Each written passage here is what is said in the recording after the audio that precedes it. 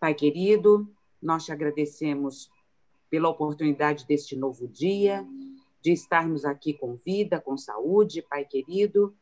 Nós te agradecemos pelas oportunidades que o Senhor nos tem dado, esta que nós acabamos de compartilhar agora, de levarmos a tua palavra a outras pessoas, Senhor Deus. Nós te pedimos a tua bênção, o teu encaminhamento para esta situação, Senhor Deus, para esta iniciativa que a Meire teve, que cada um de nós pode ter também, Senhor.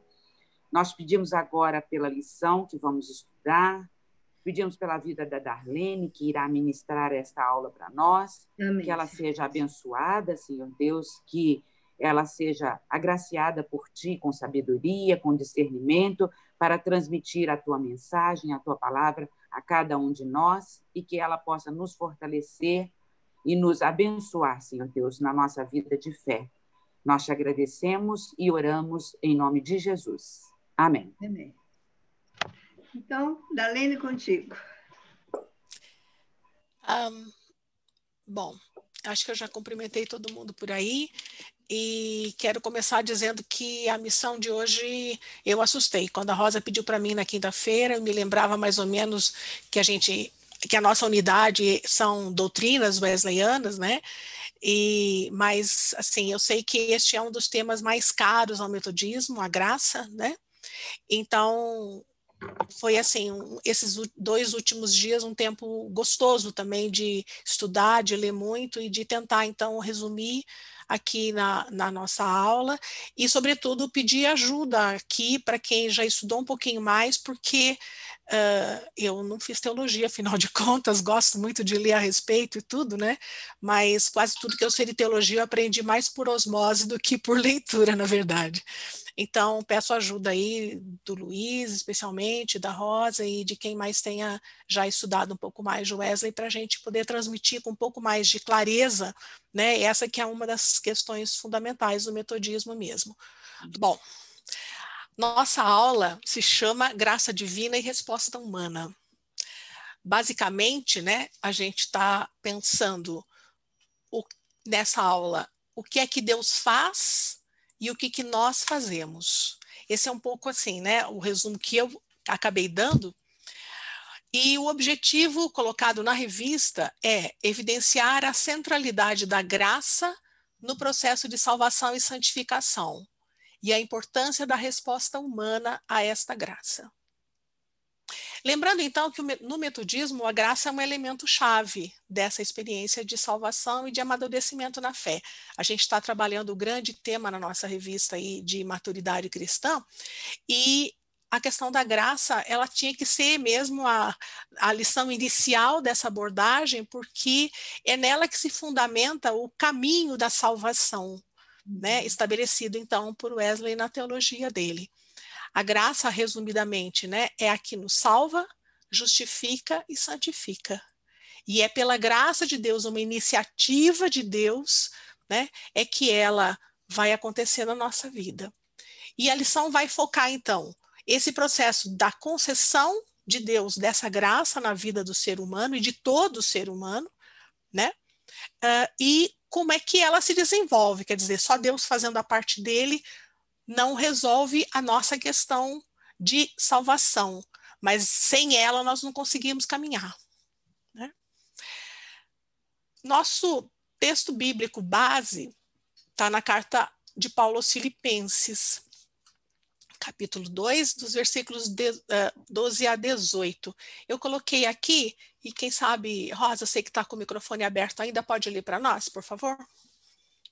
Tende em vós o mesmo sentimento que houve... Não, pois é que a tua telinha mudou. Ah, então tá aqui. Então tem que ser mais anterior. É essa daqui? Não, é anterior a essa. Ué. Agora, sim. Tudo bem. É que para ela, eu acho que está aparecendo sempre o próximo. Para nós estava certo, Darlene. Mas é Filipenses 2:12, né? 12, é. Não, agora tá. Assim, pois, amados meus, como sempre obedecestes, não só na minha presença, porém, muito mais agora, na minha ausência, Desenvolvei a vossa salvação com temor e tremor, porque Deus é quem efetua em vós tanto o querer como o realizar, segundo a sua boa vontade.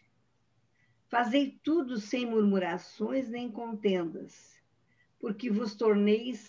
para que vos torneis irrepreensíveis e sinceros, filhos de Deus inculpáveis no meio de uma geração pervertida e corrupta, na qual resplandeceis como luzeiros no mundo, preservando a palavra da vida, para que, no dia de Cristo, eu me glorie de que não corri em vão, nem me esforcei inutilmente. Entretanto, mesmo que seja eu oferecido por libação sobre o sacrifício e serviço da vossa fé, alegro-me e com todos vós me congratulo. Assim vós também, pela mesma razão, alegrai-vos e congratulai-vos comigo. Isso. Eu costumo, quando eu vou trabalhar um texto, tentar contextualizar um pouco melhor, né, ver um pouco dentro do livro o que significa e tal, mas como a gente não tem tanto tempo e o tema é mais denso, né, da graça, então eu quero me concentrar desta vez só no que antecede esse texto que nós lemos, que é o que é conhecido como hino ao Messias, né? Aquele texto que é também assim uma das pedras fundamentais da nossa fé, que é, eu diria, né, com as palavras-chave sobre a humildade, a obediência e a santidade de Jesus Cristo. Né? A cristologia, né? O messianismo está aqui nesse texto do Paulo, que aliás é um texto já que o Paulo na verdade cita, né? Dentro dessa carta. É um texto, já existia esse texto fora do contexto da carta aos Filipenses. Ele é bem conhecido, não precisamos ler, mas só lembrando então que ele enfatiza nesse texto, né, a humildade de Jesus ao né, esvaziando-se do seu papel de Deus, assumir a forma de servo, tornando-se homem, a obediência dele, né, de se sujeitar a tudo que se sujeitou no seu tempo terreno, e depois, então, o retorno dele ao seu lugar de santidade, né? E aí, então, aquela frase que a gente canta tanto, né, em diversas melodias através dos séculos aí, né, para que ao nome de Jesus se dobre todo o joelho nos céus, na terra e debaixo da terra, e toda língua confesse que Jesus Cristo é Senhor, para a glória de Deus Pai. Esse texto, quando se centra então na humildade, na obediência e na santidade, já mostra um pouco esse caminho que o Paulo prepara para aí então trazer a questão do texto que a Rosa leu aqui para nós, né? Aquelas orientações, deixa eu voltar ali, que eu coloquei em destaque aqui, né? Desenvolver a vossa salvação com temor e tremor, né? Lembrando então que essa coisa do temor e do tremor nos lembra da questão da gente fazer aquilo com o maior cuidado e zelo possível, né? Isso é que significa o temor e o tremor aí, né? É aquela ansiedade nervosa e trêmula, né? Que a gente tem de fazer a coisa com muita precisão, com muito cuidado, com vigilância e com humildade. Porque é Deus que efetua em vós tanto o querer como o realizar. E aí no querer e no realizar, né? Centrado em Deus, quer dizer, nós não temos, na verdade, de nada de que se gloriar quando a gente desenvolve a nossa salvação dessa maneira, porque, na verdade, tudo vem de Deus. Tanto o querer, que tem a ver com esse desejo íntimo nosso, a questão do nosso caráter, né, da religião interior, digamos assim, como realizar, como tudo que a gente efetivamente faz com os nossos sinais concretos, a nossa prática, o nosso testemunho, a nossa habilidade no uso da palavra e da ação. E aí Paulo vai mostrando então o caminho, né? Fazer tudo sem murmurações nem contendas, ou seja, né, não se dispersem muito, para que sejamos irrepreensíveis e sinceros no nosso trabalho, para ser luzeiro no mundo. Acho que esse é um dos desafios bonitos que ele coloca nesse texto. E aí, preservando a palavra da vida. A gente não consegue fazer nada disso sem a centralidade no texto bíblico. Bom, claro que John Wesley, sim, babou diante desse texto, assim como nós, né? E trabalhou muito e se orientou e se inspirou nesse texto para elaborar uma parte importante das doutrinas, dos fundamentos do metodismo. E ele trabalhou especialmente nesse sermão que a gente numerou como 85, que se chama Operando Nossa Salvação, que foi o texto que a Rosa já mandou. Para facilitar, depois eu até posso colocar, eu tenho esse texto copiado em Word, fica mais fácil de ler, inclusive. Gente, eu sempre tive algumas dificuldades quando eu encaro sermões de John Wesley, né? Parece que vai ser um negócio de uma linguagem muito, muito sofisticada e complicada, afinal ele era uma pessoa muito culta e estudada, né? Mas especialmente esse texto desse sermão é um texto muito próximo, muito claro, não é comprido demais, dá para a gente ler realmente e se inspirar. Então eu recomendo muito que a gente, em algum momento nessa semana, retome a leitura desse sermão do John Wesley a respeito disso, porque ele é muito inspirador realmente, muito, assim, vale muito para o crescimento, para o desenvolvimento da gente. Ele resume um pouco esse sermão nessa afirmação: a salvação alcançada por nós, que nos foi dada gratuitamente em Cristo e que alcançamos pela fé, deve ser desenvolvida, operada e colocada em ação. Outra coisa que ele vai colocar, então: Deus é quem efetua em vós, portanto, desenvolvei a vossa própria salvação. Ele inverte, né, a ordem ali dos versículos, né? O texto em Filipenses, ele começa a desenvolver a vossa salvação porque Deus é quem efetua em vós. E aí, quando o John Wesley inverte, então fica mais claro, né, para ele desenvolver depois a estrutura da doutrina, né? É Deus quem efetua em vós, portanto, a gente vai desenvolver a salvação. Deus age, portanto, vós podeis agir. Deus age, portanto, vós deveis agir. E é assim que o John Wesley vai resumir, então, esse texto bíblico na estrutura da teologia.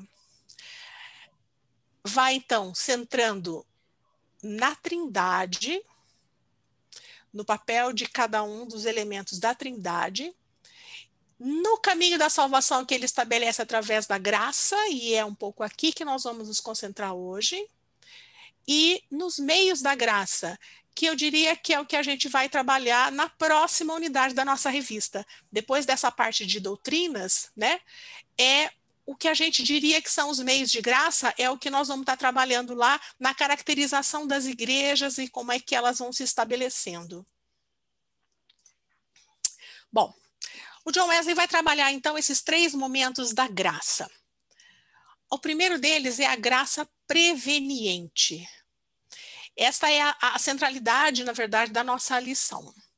A graça preveniente, ela se refere ao desejo primeiro de agradar a Deus, ao primeiro sinal de conhecimento da sua vontade, e ter essa primeira leve e transitória sensação de que temos pecado contra ele. É isso que o John Wesley coloca, então, que é uma coisa que é comum a todo ser humano. Por mais distante, por mais sem notícia nenhuma de religião que seja a pessoa, ela tem esse desejo, ela tem um lampejo de ser de bondade, né? Esse desejo de bondade, de paz e de salvação. E isso a gente vai perceber, então, em todo ser humano. Tudo já é sinal de vida, de certo grau de salvação. É o primeiro passo para nos livrarmos de nossa cegueira e insensibilidade para Deus e tudo o que se refere a Ele. É essa primeira consciência do pecado que nos leva ao arrependimento. Se a gente, então, desenvolve a fé, não é? Nascendo a fé dentro de nós, a gente vai, então, ter consciência desse pecado e vai tomar posse dessa primeira graça de Deus, desse primeiro fato de que Deus nos fez e nos aproxima dele de alguma maneira, né? Me ajuda aqui, o Edivaldo vai saber falar isso rapidinho, como é que é aquela frase do Agostinho, né? Nosso coração nasceu em ti. Edivaldo, me ajuda. Eu acho que está fechado o microfone. Rosa, você lembra da citação? Não, ele vai saber melhor. Então. O nosso coração não descansa em vós enquanto não nos colocarmos na busca de vós mesmos. Isso. Eu já procurei-te fora de mim e descobri que estavas dentro de mim. Ele diz assim, ó maravilha, tarde demais te conheci.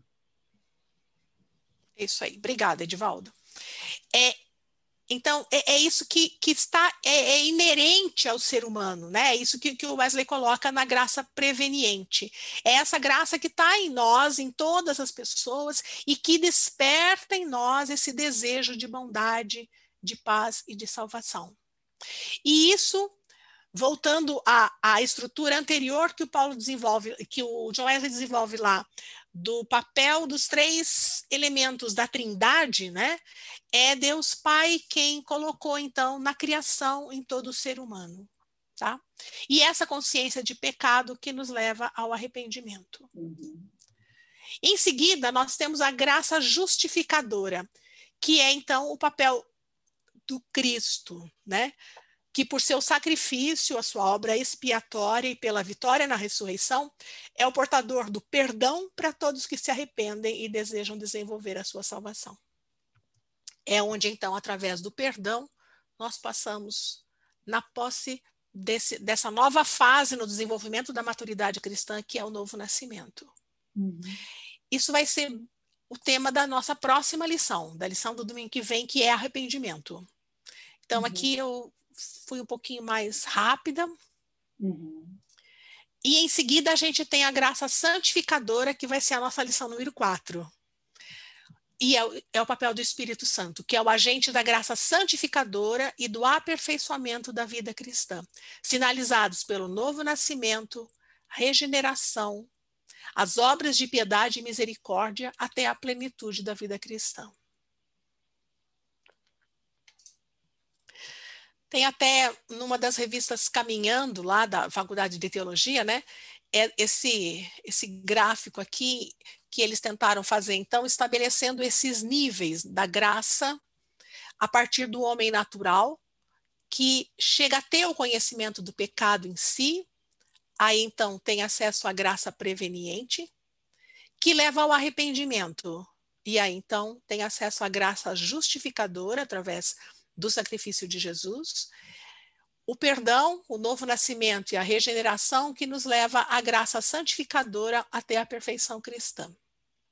Achei interessante esse gráfico para sinalizar um pouco mais concretamente, né, esses níveis da estrutura da teologia, então. E agora a gente volta ao nosso texto original, buscando no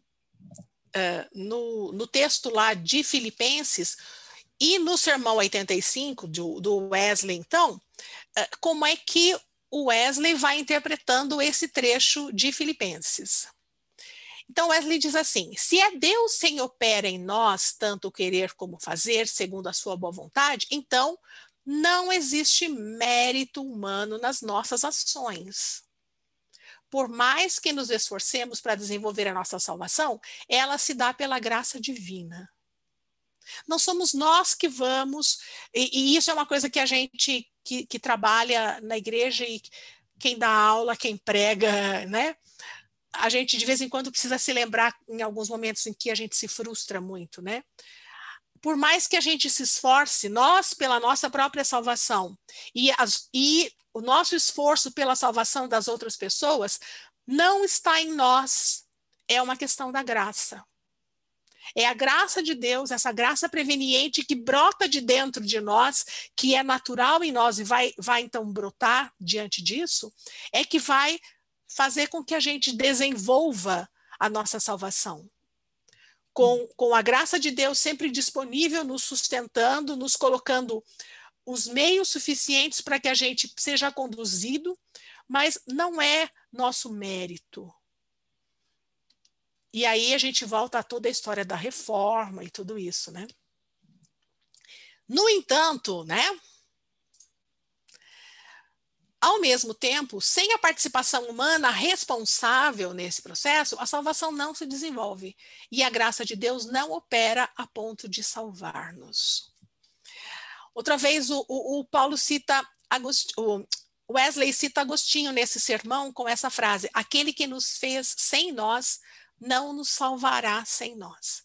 Não dependeu de nós a nossa criação, mas a nossa salvação é feita com a nossa participação responsável, né?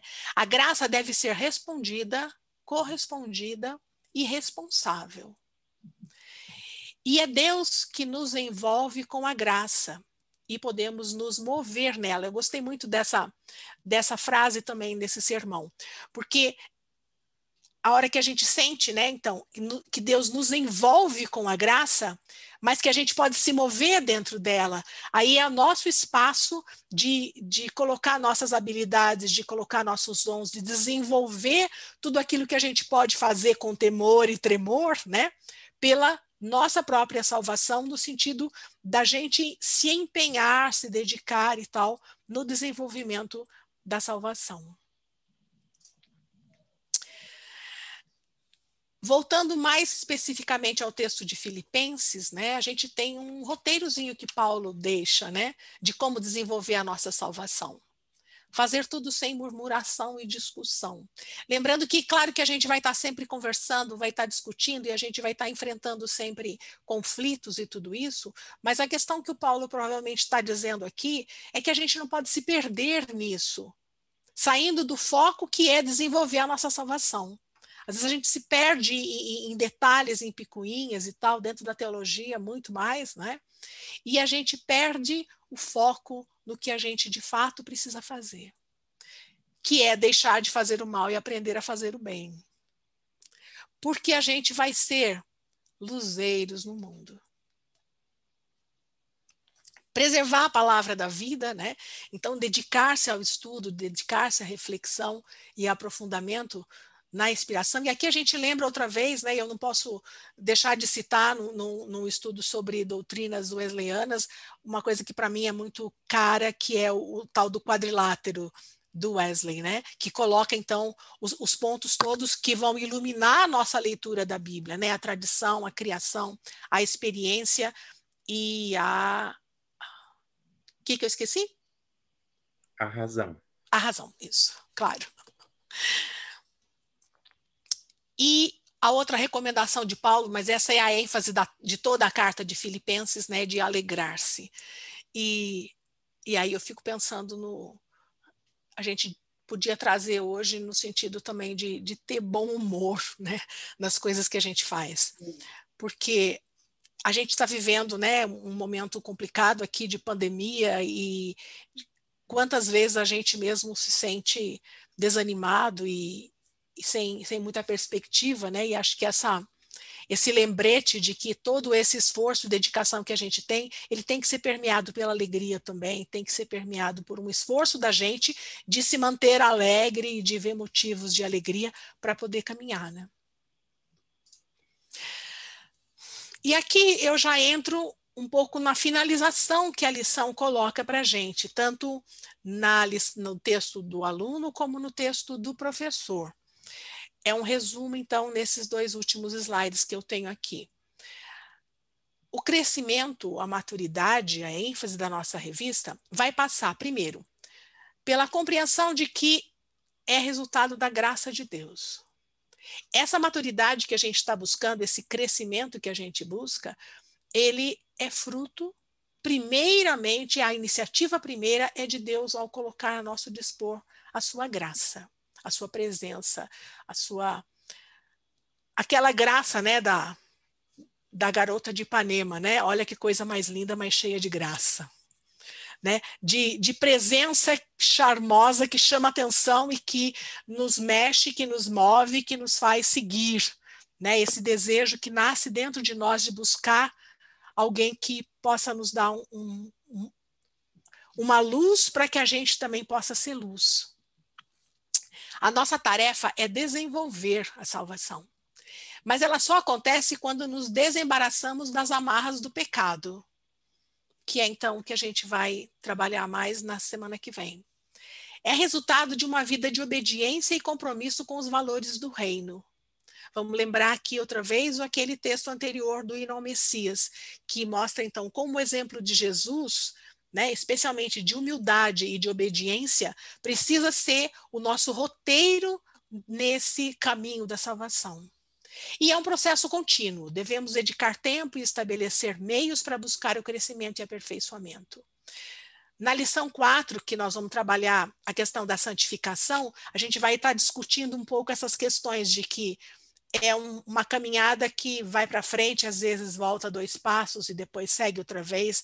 As coisas que a gente se perde às vezes, os momentos em que a gente regride, os momentos em que a gente vai precisar de mais sustento, de mais apoio, de outros meios de graça, né, na teologia wesleyana, então, para continuar essa caminhada.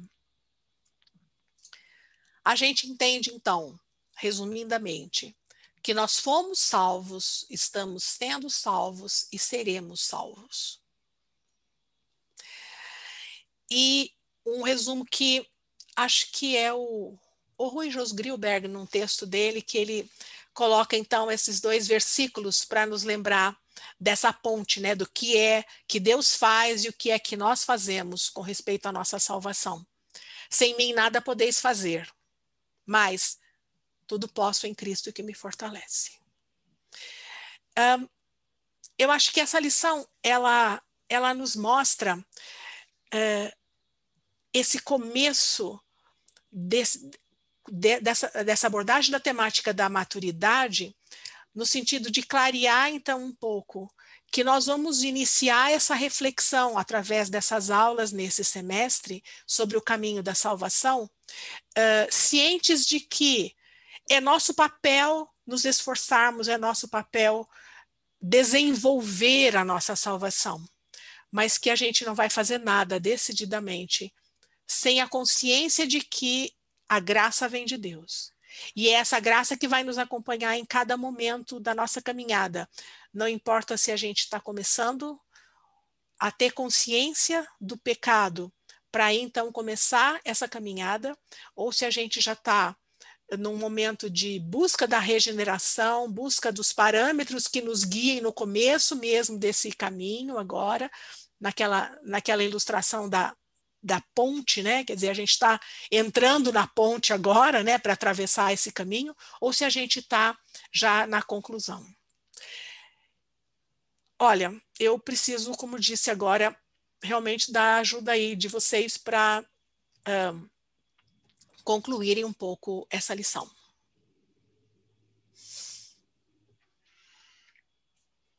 Tá bom, vamos lá então. Tu não precisa de ninguém para te ajudar a concluir, amiga. Você precisa de alguém para refletir sobre tudo que tu disseste, que foi muito lindo, viu? Foi brilhante a tua capacidade de sintetizar isso tudo, que é tão lindo em Wesley, né? E é tão complicado, porque a salvação em Wesley é muito complicada, porque ela traz para a gente essa terrível, incrível possibilidade de participar dela, né? A gente não é autômato, a gente é participante, e é difícil de traduzir isso, assim, de resumir. Então, parabéns, foi brilhante a tua apresentação. Em 25 minutos, não sei se vocês viram que estava marcando ali o reloginho, né? Então, eu pude ver. Então, foi muito legal. Eu sou fascinada, né, pelas doutrinas de Wesley. A doutrina da salvação é fascinante. Eu acho que não tem nenhum outro líder religioso, assim, no sentido de nenhuma outra interpretação do fenômeno religioso em forma de religião que dê conta tão belamente dessa relação humano-divina, né, como a doutrina de Wesley. Wesley eu acho que ele é de uma riqueza impressionante. Então, eu só posso te parabenizar e dizer que eu sou muito feliz desde o dia que eu conheci. Eu digo isso constantemente, né? Que você já me ouviu dizer 1000 vezes, mas eu digo sempre, eu sou muito feliz o dia que eu conheci a proposta de Wesley, porque ela me encantou para sempre, né? Casei com ela. Então, assim, é nela que eu acredito mesmo. Eu acho que uma das imagens que tu traz, Luciana, Luciana Dalene, que é muito rica, é aquela de que a graça de Deus nos envolve, né? Naquele momento eu pensei na placenta que envolve a cada um de nós quando a gente está na barriga da mãe, né? Então, assim, olha que coisa louca, porque a placenta é essa coisa que nos protege, nos abastece, nos alimenta no ventre materno, e ao mesmo tempo nos dá mobilidade, né? Nos permite andar, virar, a criança vira, a criança assim. Então, assim, eu acho que é uma imagem meio feminina, mas assim, muito linda, porque ela diz mesmo, a graça de Deus é essa coisa que nos protege, está aqui conosco, e ao mesmo tempo não nos tira a liberdade de ação, né? Muito lindo mesmo. Vamos abrir então para a discussão, né, gente? São agora 10:03, a gente já tem um tempinho para discussão. Vamos abrir para ver as participações de vocês. Luiz já está pedindo a palavra, vamos lá, Luiz. Não, primeiro também recalcar aí, como a Rosa já falou, né? A Darlene não precisa de ninguém para complementar ela. Darlene é uma... Teóloga. Eu não vou dizer uma velha metodista, ela é uma veterana metodista, né?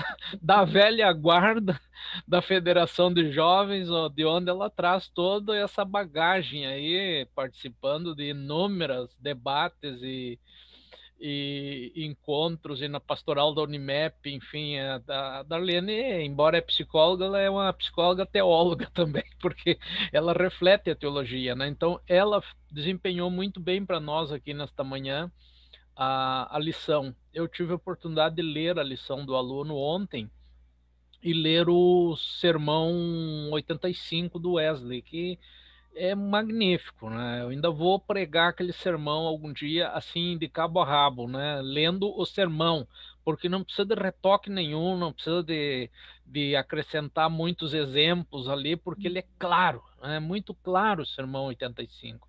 Tem outros sermões dele, como diz a Rosa, né, que fica um pouco temeroso. Ah, não, a Darlene que disse, né, fica um pouco assim de ir para o sermão de Wesley. É que alguns realmente têm umas palavras mais, ele trabalha mais teologia profunda e tal, mas embora a teologia da graça é uma teologia profunda, nesse sermão 85 é impressionante como ele deixa claro, né, que realmente nós participamos da nossa salvação, da salvação que Deus nos oferece, mas que sem nós ela não vai para frente. Eu, quando pesquisei a vida do Barbieri, o Barbieri uma vez foi perguntado quando foi a sua conversão. Ele disse, eu tive algum momento que eu tive uma experiência que eu me tornei convicto da presença e da graça de Deus, mas eu continuo me convertendo até hoje. Então, essa é, digamos, o detalhe na teologia metodista, na teologia wesleyana, é de que nós estamos no caminho, a caminhada, né? E depende também um pouco de nós. Eu gostei muito aquela exemplo no Sermão 85 da ressurreição de Lázaro. Lázaro só pôde vir para fora pela primeira atuação de Jesus, né? Mas a atuação de Jesus demandou que Lázaro viesse para fora, então ele caminhou com as próprias pernas, ou seja, é Deus e o ser humano, né, trabalhando na salvação. Eu já mandei para vocês aí no nosso grupo um link de um artigo que eu acho que é um artigo fácil e também bem fundamentado. Ele é de um pastor metodista aqui da Quinta Região, Daniel Steffen, eu acho que é lá de Mato Grosso do Sul, que ele está atualmente, onde ele faz toda essa discussão da teologia da graça, baseado em vários autores metodistas, como o Stokes, o Theodore Hanyon, e outros, né? Então é um artigo curto, fácil, eu coloquei o link lá para vocês. E também coloquei o Sermão 85 em PDF já, Darlene, para o nosso grupo. E apenas queria complementar o seguinte, o Wesley, se a teologia de Wesley é centrada na Bíblia, né, o tema da graça é um tema que provém da sua reflexão bíblica, né? E nós podemos dizer que o segundo, se é que você pode classificar assim, eu diria, primeiro a teologia bíblica, que é um centro, né, da teologia wesleyana, mas se nós podemos classificar assim, o segundo centro é a teologia da graça. Ninguém discutiu tanto e baseou tanto o arcabouço da sua compreensão de fé e de salvação e de vida na graça quanto Wesley. Ele avançou para aquele tempo esse tema, né, da teologia da graça. E ele usava, e ele tentava ser o mais objetivo e prático possível, explicando a teologia da graça. Ele usava uma figura que eu particularmente gosto muito, que é uma metáfora da casa, né, para os diferentes estágios da graça, né? Então, ele dizia, a varanda da casa, o alpendre da casa é a graça preveniente. Você já tem à disposição essa graça como homem natural que ainda não se encontrou com Deus, mas você já tem a graça que vai te mover na direção de Deus, né? Na direção do bem. Quando você está na porta da casa, você tem que dar um passo, você é chamado a fazer uma opção, ou você entra ou você vira as costas. E quando você entra na casa, então é a operação da graça justificadora, né? Quando a graça que justifica do pecado e da morte, então opera. Agora, você não fica na porta da casa, você não fica no hall da casa, você quer entrar para dentro da casa, conhecer os cômodos diferentes, e é uma casa muito grande, com muitos cômodos. À medida que você vai se aprofundando nos cômodos da casa, então é a operação da graça santificadora. É o que ele vai dizer na caminhada para a perfeição cristã, mas a perfeição cristã não como um ponto final da história, mas sim como estágios, né? À medida que você vai passando de cômodo para cômodo, você vai tendo novas experiências e vai crescendo. Então eu acho muito linda essa metáfora que ele usa para falar de um tema tão profundo como a graça, né? Metáfora da casa. E por último dizer, eu sempre estou recomendando bibliografia, né? Quem não leu, quem não tem, até eu recomendaria. Não é muito barato, mas é um livro que você compra e tem de referência, né? Que é esse livro aqui, na Viver a Graça de Deus, né? Um compêndio da teologia metodista do bispo alemão Walter Kleib e de um teólogo alemão metodista também, Marquardt, Manfred Marquardt. E aqui eles têm um capítulo 3, né, desse livro, é o que um professor meu chamava de isso sim é um livro, né, o que para de pé. Né, você não precisa colocar nenhum do lado aqui, ele para de pé, então é um livro. Né? E nesse livro, no capítulo 3, ele tem toda uma discussão sobre a fé pessoal ou a experiência da salvação do indivíduo, que é onde eles vão discutir todo o tema da teologia da graça nas suas múltiplas dimensões. E eu diria que, trazendo também um outro alemão, né, Dietrich Bonhoeffer, e foi aí citado, acho que pela Ivonete, aí numa citação que ela mandou para nós do Bonino, né? Bonhoeffer também traz ainda a expressão da graça barata, né? E a graça para nós não é barata, é uma graça que exige compromisso. Né? A graça barata não tem graça. Né? Então, complementando, digamos, essa discussão de Wesley. Então, a graça é tudo, né? No centro da teologia metodista. Legal, Luiz. Boa tua contribuição. Quem mais deseja falar?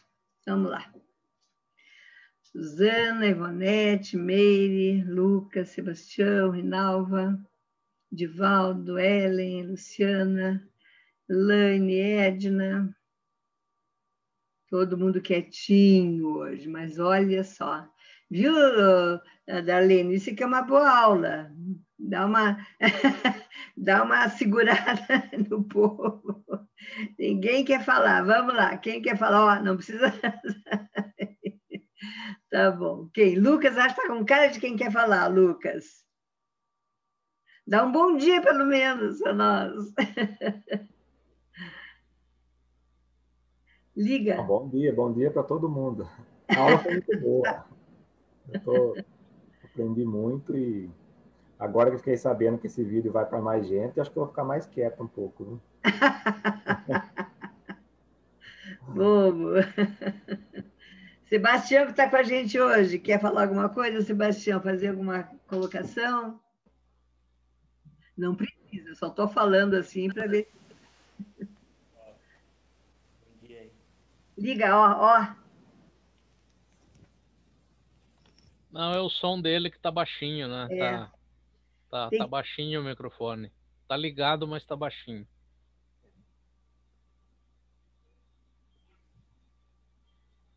Bom dia.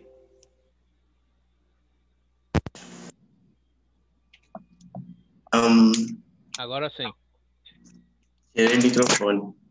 Mas eu achei interessante também a abordagem da Darlene sobre o conceito da graça, a importância de entender mesmo o que Deus fez por nós e qual que é o nosso papel perante essa graça de Deus, como que nós nos reagimos diante da graça de Deus, qual é o nosso envolvimento com relação à graça de Deus. Então, para mim também ficou bem claro o que ela abordou e gostei bastante.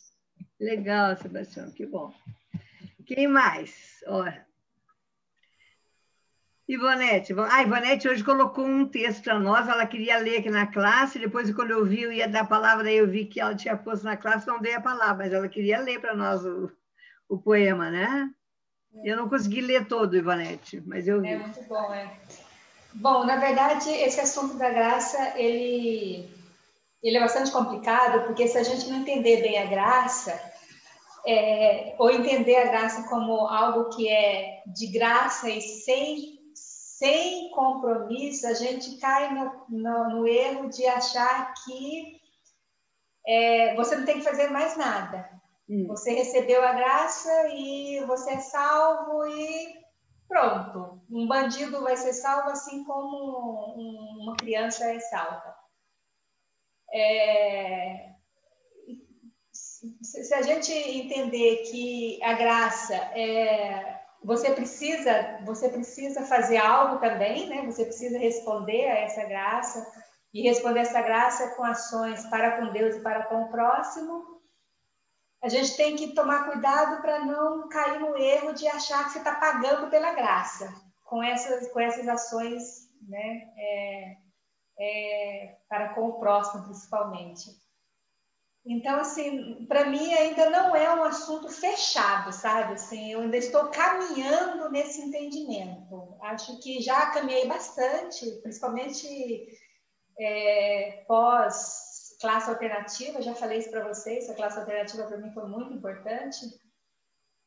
Estou caminhando, mas eu confesso que eu não cheguei ainda, nem com a aula de hoje eu cheguei ainda entendi tudo, viu, Darlene? Mas, assim, sabe aquele entender de falar, bom, fecha agora a porta, não dá para fechar ainda, eu preciso estudar mais, eu preciso ler mais, eu preciso entender mais. Preciso de mais aulas, viu, gente? Olha, eu acho que esse terceiro capítulo que o Luiz falou do livro, ele é fundamental, viu? Ele leu o Sermão 85 também. Se tu não tem o livro, Ivonete, lá na biblioteca da igreja eu acho que nós temos, depois tem que falar com a Suzana. Eu também tenho em casa, mas é que com essa história da pandemia a gente não consegue se encontrar, né? Só coloca a referência no grupo, que depois eu compro, a gente compra pela internet, chega... É verdade, chega rápido. Se você procurar no stand virtual, certamente vai ter esse livro usado para vender. Ele foi publicado pela Editel, da Faculdade de Teologia, faz alguns anos, e tem 2 versões. Tem essa aqui, capa dura, e tem uma outra brochura que é um pouquinho mais fino, porque as folhas são mais finas, né? Legal. Eu vejo isso depois para ti, tá? Tá bom, gente. Quem mais? Edivaldo queria falar? Parece que tinha levantado a mão. Então vai. Então tá bem. Bom, Darlene, parabéns pela sua exposição. É sempre muito bom ouvir você na forma assim, bem didática, mas profunda e bem articulada dos temas que você apresenta. Eu, na verdade, quero me permitir assim a colocar alguns pontos, mas assim para a gente adensar esse conceito da graça em Wesley, né? Quer dizer, a Darlene começa assim, no início da projeção dela. Ela diz que a graça é o elemento chave na experiência de salvação e amadurecimento de fé. A graça nos salva, justifica e santifica, ou seja, ela é o cerne daquilo que é o pensamento wesleyano, poderíamos assim dizer, a teologia wesleyana, e, portanto, da própria igreja metodista, né? Quer dizer, então eu queria pensar assim, por que Wesley afirma isso, né? Por que a graça é o elemento chave? Então eu queria pensar assim, assim, partilhar uma reflexão que eu venho fazendo, para ver se ela nos ajuda nesse sentido. Wesley é um homem do século XVIII. Portanto, ele é o homem do contexto do iluminismo. O iluminismo é o império da razão. Então, nós poderíamos dizer que os 3 principais pensadores que afirmam a razão já desde o século XVII e chegam ao XVIII é Francis Bacon, na ciência, é René Descartes, na filosofia, e Isaac Newton. Ou seja, esses pensadores, eles estão buscando as leis que regem o mundo natural, o mundo da física, o mundo da astronomia. Tá? Então, a razão aqui, ela tem um poder preponderante nesse sentido. Quase que a razão, ela salva para a ciência. Então, Wesley, na verdade, ele está no iluminismo anglo-saxônico. E, sob esse ponto de vista, então, ele põe o tema da graça, né? Então, aqui há o paralelo da razão e da graça, né? Então, nesse sentido, numa afirmação que a Darlene diz, Deus nos envolve com a graça e podemos nos mover nela, e o Luiz já fez uma entrada nessa questão, a gente vê a relação de Deus e do ser humano. Ou seja, por um lado, Deus que nos envolve com sua graça, e, por outro lado, a pessoa humana que se move nela, e aqui nós temos a dimensão da liberdade. Quer dizer, a graça, ela não anula a liberdade humana. Esse é o tema que Wesley, então, está articulando, graça e liberdade. Veja, a graça, ela não nos tira daquilo que é a nossa estrutura de pessoa humana. Então, na nossa liberdade, nós podemos responder a Deus fazendo o bem, ou podemos não responder a Deus fazendo o bem. Né? Essa relação parece que ela é decisiva. Então, veja, se a gente entende que o século XVIII, que é o século da Ilustração, é o século de Wesley, na Alemanha está tendo um movimento também, diante da razão, que é a questão do pietismo, o elemento da piedade. É a forma de dialogar com a razão que se impõe. Não é só a razão que nos salva, vai dizer Wesley. Na Alemanha, não é somente a razão que nos salva, vão dizer os pietistas. E aí, um dos maiores filósofos do século XVIII na Alemanha é Immanuel Kant. Então, veja, Wesley é contemporâneo, sob certo sentido, de Kant na Alemanha. Né? E Kant é o homem da razão. Mas ele também é formado na tradição pietista. Veja, e o pietismo vem da tradição da Reforma. Isso para a gente. E a Ilustração está acontecendo na França também. Só que na França nós vamos encontrar quais pensadores da Ilustração?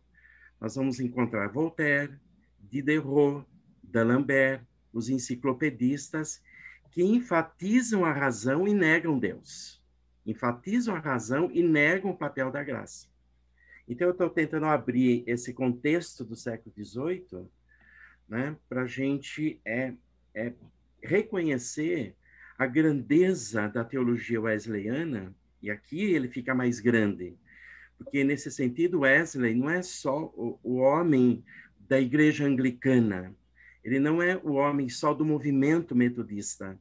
Wesley é o homem da cultura europeia que está pensando esse debate na Europa. Essa é a grandeza de Wesley. Ele é magnânimo, né, sob esse ponto de vista. Então, nós poderíamos entender o papel da ilustração em outras culturas, né? Na Alemanha, como nós vimos, na Inglaterra, na França, na Itália, em Portugal, na Espanha. Quer dizer, o que está acontecendo nesse momento onde a razão é enfatizada? E aí a crença de que a razão, e ela é fundamental, porque sem ela a ciência não avança, mas o Wesley vem com a sua grandeza e vai dizer, em última instância, bom, diante disso tudo, nós não podemos perder a dimensão da humildade, da obediência e da ação. Trazendo para os nossos dias hoje, como é que eu viria essa questão? Num mundo onde a crença é que o capital e a prosperidade nos salva, e esse é o grande debate que está hoje no pensamento religioso, né? Quer dizer, porque o capital, o mercado é identificado com prosperidade e identificado com salvação. Parece-nos que aqui Wesley nos ajuda a enfrentar esse debate hoje, principalmente dentro de um tempo onde a religião virou religião da prosperidade. E ser próspero é ser salvo. É entrar na lógica do mercado. Então, a atualização de Wesley no século XX e XXI, para nós, nesse sentido, ela é explosiva e ela é decisiva. Porque o Wesley vem dizer, olha, não é a prosperidade, não é o capital, não é o mercado que nos salva. Ainda é a obediência, ainda é a humildade, né? Ainda é a relação de respeito com o outro e amar efetivamente o outro. Só estou tentando aqui mostrar como que isso que a Darlene explicita, e nós vamos seguir nos outros capítulos, e talvez a gente possa seguir os outros capítulos das lições, abrindo nessa direção, como que a teologia de Wesley e o pensamento de Wesley tem vigência para o século XXI, para esse mundo globalizado onde nós estamos, e onde o que se globaliza é a lógica do mercado. E, sob esse ponto de vista, Wesley nos coloca na contramão dessa lógica, que é uma lógica perversa. Veja, nós estamos num tempo hoje no nosso país, onde, do ponto de vista da política, se identifica o poder com esse Deus, com Deus que está acima de tudo, mas com Deus que arma todo mundo, etc, etc, etc, etc. E aqui parece que reside a grandeza e a beleza e a atualidade da universalidade, eu diria, nesse mundo globalizado que experimentamos hoje, dessa perspectiva wesleyana e de entendermos como Deus opera nessa lógica e nos transforma e nos provoca e nos mexe. Queria tentar pensar um pouco isso só no sentido, Darlene, não de ofuscar com essa minha fala, sua fala, mas de que a grandeza da sua fala, ela supõe Wesley, o homem do século XVIII, mas esse homem que ainda, no seu pensamento, né, tem um pensamento vivo para o século XXI, que é o nosso século. Eu acho que o Luiz dá aí todas as bases que nós não poderíamos deixar de estar aprofundando.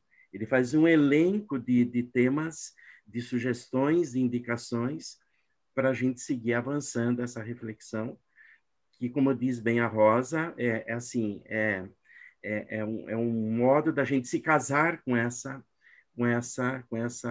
tradição, com essa dimensão. Ou seja, não tem como não se apaixonar por isso. É isso que eu queria dizer. Parabéns pela sua exposição. É verdade, o Wesley é isso mesmo. Mas eu acho que isso que o Edivaldo fala, de contextualizar o Wesley no século XVIII, muitos de nós, metodistas de carteirinha, não fazemos, né? A gente meio que há um esforço, houve um esforço da Faculdade de Teologia durante um período de resgatar tudo isso e, felizmente, colocar isso em textos, em artigos, em livros, enfim. Mas esse tempo parece que hoje a gente já não tem mais. Então, é preciso visitar essas obras, né, que dão conta dessa reflexão, que ela é urgente e necessária, porque senão a gente entroniza o Wesley, né? E quando eu digo assim que ele é apaixonante, que eu sempre digo isso na perspectiva muito de olhar para ele como um homem adiante do seu tempo, mas não necessariamente entronizado num lugar no qual nos possa penetrar. Então, a contextualização, a conjuntura, essa chamada, né? O que está acontecendo no século XVIII, em que ele vive, em que ele, enfim, produz, é fundamental para a gente poder entender o contexto em que ele escreve, né, em que ele desenvolve as suas doutrinas, né? Vamos lá, alguém mais deseja fazer alguma contribuição? Luciana, Elaine, Edna, Meire, Rinalva. Tudo bem? Rosa, só o Edivaldo mencionou, né, o pietismo na Alemanha, né, no século XVIII. O Wesley também dialogou muito, né, com os pietistas, né, especialmente com o movimento lá do Conde de Zinzendorf, né? Isso. Na história, na biografia de Wesley, então a gente vai colhendo todos esses... Os irmãos moravos, né? E, inclusive a experiência dele no barco, no navio, né? Quando ele estava indo para Geórgia, né? Então ele tem a experiência lá da tempestade, né? Descobre como aqueles irmãos moravos que estavam ali estavam tranquilos, enquanto ele estava com o coração amargurado, apavorado, né? Por causa da tempestade. E isso é muito interessante, porque é isso que ajuda a compor esse universo onde o Wesley vai produzindo, então, todas as suas ideias, né? Muito bom. Queridos, assim, ó, semana que vem, como já anunciou a Darlene, a gente segue, né, nos estudos, e a ideia é essa ideia do arrependimento. O nome da revista é Arrependei-vos, da lição é Arrependei-vos. Eu estou sem a minha tá aqui, é Arrependei-vos, né? E o texto bíblico é Marcos 1, de 14 e 15. E, então, a gente vai seguir. Então, essas 6 lições, melhor dizendo, as 4 próximas, que compõem com as outras 2, o bloco das primeiras 6, são as lições mais de cunho doutrinário mesmo. É interessante porque, para nós que somos metodistas já de carteirinha, como disse o Luiz em relação a Darlene, né? E muitos de nós somos isso mesmo, é um belo momento para a gente retomar esses fundamentos, né, doutrinários da fé. Para quem está chegando, para quem é mais ou menos próximo, simpatizante do movimento metodista, ou para quem está chegando agora mesmo para se dedicar, é um belo momento para construir uma base, uma fundamentação legal. Então, essas 6 lições primeiras dessa revista vão contribuir bastante para nós, né? Eu vou colocar para vocês no grupo, até quarta-feira, a lição e os indicativos bibliográficos, para dar tempo, inclusive, de se algum de vocês não consegue acessar as referências, que possa colocar, não estou conseguindo e tal, daí alguém reparte, para a gente fazer isso mesmo coletivamente, né? Dividir essas questões uns com os outros durante a semana, para a gente até poder estar mais, minimamente assim, ler a lição, né? Isso parece bobagem, mas não é, porque quando a gente lê sozinho, a gente tem uma oportunidade de afundar no texto um pouco mais e levantar questões, né, que podem ser trazidas nesse momento da discussão aqui coletivo. Então, assim, sempre é legal a gente poder ter acesso a esse material. E essa é uma outra... Só um pouquinho, Alene, já tirou. E essa é uma outra forma da gente se dar conta de como que a gente pode fazer a aula, né? Porque hoje em dia, com essa quantidade enorme de aulas online que todo mundo está tendo, e sei lá por quanto tempo vamos continuar assim, esse é um novo modo da gente se aproximar do conteúdo. Não só aguardar que o professor traga, ou aquele que faz o papel de professor traga, mas a gente também já ir um pouco como co-professor, né, para o momento da discussão, né? Fala, Darlene. Não, eu acho que queria emendar essa sua fala aí com o apelo outra vez para da questão da compra das revistas, que eu quero realmente fechar no meio da semana, né? Se alguém ainda quiser fazer a compra, para me passar, tem lá no grupo, né? Tanto do grupo da classe alternativa como no grupo da catedral, a orientação, então, para passar, fazer a opção, né, de comprar a revista impressa de aluno ou de professor. Várias pessoas aqui já fizeram isso, né? E eu queria fechar essa compra na quarta-feira, então, para a gente ter logo, né, as revistas em mãos. E, de novo, assim, para quem não ouviu isso que a gente já falou aqui da classe, assim, temos as lições digitais, a gente vai continuar enviando, isso não é o problema. Mas, assim, tem duas coisas que eu queria ressaltar, como quem é mais não vou dizer mais velho, né, mais experiente aqui na prática. Na igreja, a gente sempre está precisando de material, né? Eventualmente para fazer um estudo bíblico aqui, uma apresentação de material ali e tal. Então, as revistas, elas são uma excelente fonte, porque elas trazem já um texto. Eu arquivo na minha casa, assim, hoje nós vamos falar sobre a graça, me lembrei que lá tem uma lição interessante. Vou lá, busco, melhoro, aprimoro, ponho mais coisas, enfim. Mas, assim, é sempre uma fonte para a gente que está envolvido com a estrutura da igreja. E segunda questão é que, assim, quanto mais a gente compra realmente as lições, mais a gente está estimulando o setor que produz esse material a continuar produzindo.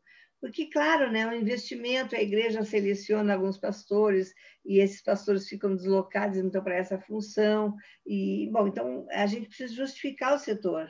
E com essa lógica do digital, as pessoas, um compra, o outro passa para os outros, então há um retorno financeiro para o próprio setor que produz menor. Então, quando a gente consegue, numa igreja maior como a catedral, né, que tem, entre aspas, um poder aquisitivo um pouco melhor, que pode contribuir, nós estamos indiretamente contribuindo para que esse material continue sendo produzido e utilizado só digitalmente por aqueles que mais precisam mesmo, não podem fazer a compra, mas a gente que pode fazer. Então, assim, seria legal que nós pudéssemos todos estar envolvidos com a compra do material real, né? E a Darlene está se propondo a isso. Então, quem não sabia e está sabendo agora, lá no nosso grupo da classe da alternativa, tem todos os elementos, a conta da Darlene, o preço da revista, está tudo lá, né? E só para a gente entender de novo, vamos fazer uma compra conjunta por duas razões. Uma, assim, se a gente fizer as compras individuais, nós estamos pagando o correio triplamente, quadruplicadamente, enfim, cada um de nós que comprar vai pagar o correio. E assim, desse jeito, fica mais fácil, é um correio só. E segundo, porque se a gente paga isso, então a gente deve comprar duas revistas, né? Porque é R$20, R$24 de correio, que, na verdade, nós estamos dando para o correio. Então, se a gente tem esse dinheiro, então a gente compra na compra grande da Darlene, e ao invés de pedir uma, pede duas, para dar uma revista para alguém, para fazer um outro tipo de trabalho com a segunda revista, né? Que é um melhor uso do nosso dinheiro, no sentido de não desperdiçar. Tudo bem? Então, vamos terminando por aqui. Sim, Rosa, só eu vou colocar lá também no nosso grupo um link. A Igreja Metodista de Vila Isabel, no Rio de Janeiro, tem uma excelente biblioteca online. Isso. Então, eu vou colocar o link lá. Tem muito material de teologia metodista nessa biblioteca. Eu digo livros, né? Livros que foram digitalizados e tal. E vai aparecer um bloco assim, embaixo tem um linkzinho, próxima página, você vai clicando, vai abrindo. Você tem quase uma centena de livros lá disponíveis, né? Tá. Legal. Bons livros, inclusive. Tá bom. Tem alguma coisa lá que não é muito boa, mas tem muita coisa boa. Tá bom. Então, legal. Vamos chegando ao final, então, do nosso trabalho, né, de hoje, e convidando todo mundo a convidar outros para a próxima semana, para a gente ter essa tela mais cheia ainda. Hoje já tivemos 14 pessoas presentes, então, da semana passada para cá, tivemos um aumento de 100% na nossa presença aqui. Então, isso foi uma coisa muito boa, tá bom? Então, eu vou pedir que o Luiz nos faça uma oração agora para terminar, para o nosso trabalho de hoje, agradecendo de novo a Darlene. E ainda não tenho a pessoa que vai dar aula para a semana que vem, mas na sequência agora já vamos, em seguida, já resolver isso. Tá bom? Luiz, então, ora por nós. Rosa, só um minutinho, estou precisando sair rapidinho, estou precisando sair. Então, eu vou sair daqui, Darlene é que vai parar a gravação, tá bom? Tá bom. Que tá com Obrigada, você. querida. Tchau, obrigada, Darlene, pela excelente aula. Tá. Oremos. Senhor Deus, nós te damos graças por esta manhã, por este momento de estudos tão importante que tivemos aqui juntos, pela comunhão entre nós, e te damos graças especialmente pelas pessoas que estiveram presentes aqui hoje, Senhor, pelos novos que começaram a assistir às nossas classes. Nós te pedimos a tua bênção sobre a vida de cada uma de suas famílias. Agradecemos também, Senhor, por esta magnífica reflexão que tivemos sobre a teologia da graça como centro da nossa teologia wesleyana, e te pedimos, Senhor, que abra as nossas mentes, os nossos corações e nos dê discernimento para ir compreendendo este desafio, Senhor, que se coloca diante de nós, de respondermos diante da tua graça, de reagirmos diante da tua graça e de trabalharmos junto contigo na nossa salvação e na salvação deste mundo. É o que nós te rogamos, agradecendo-te por tudo mais uma vez, em nome e por amor de Jesus. Amém. Amém. Então, queridos, uma boa semana. Tudo de bom para nós, né? Para todos. Tchau.